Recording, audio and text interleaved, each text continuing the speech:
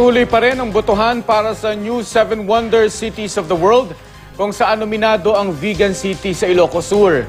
At para i-promote ito, isang photo walk ang isinagawa ng ilang photographer. Makibalita tayo kay Joy Segi. Aabot sa 500 ostrich ang inaalagaan sa farm na ito sa Opol, Misamis Oriental. Dito pinaparami ang mga ostrich para makuhanan ng mga produkto tulad ng mga itlog. Bukod dito, nagsisilbi na ring tourist attraction ang lugar. Talaga naman kasing maaaliw ka sa mga dambuhalang ibon.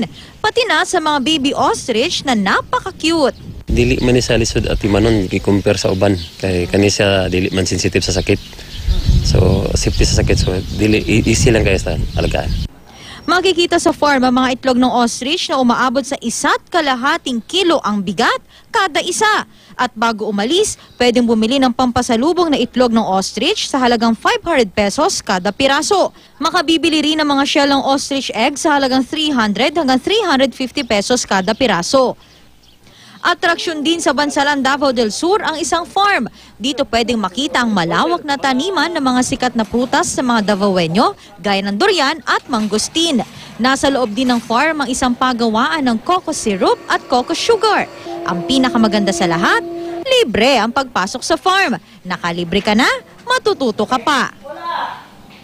Hindi syempre kumpleto ang summer vacation kung walang picture-picture. At isa sa mga pinakamagandang lugar para gawin ito, walang iba kundi ang Vegan City. Ang mga professional at amateur photographer nga, nagsagawa pa ng photo walk para maipromote ang lungsod. Kinuhanan nila ng mga litratong magagandang tanawin sa lugar at ini-upload ang mga ito sa social networking sites. At ang hashtag, Vegan New 7 Wonder Cities.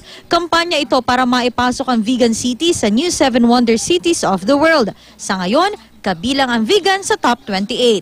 Well, Vegan City, it's a very photogenic place kasi maraming mga rustic scenes, maraming mga magagandang views. And yun nga, it's a place na maraming interesting na backgrounds or location.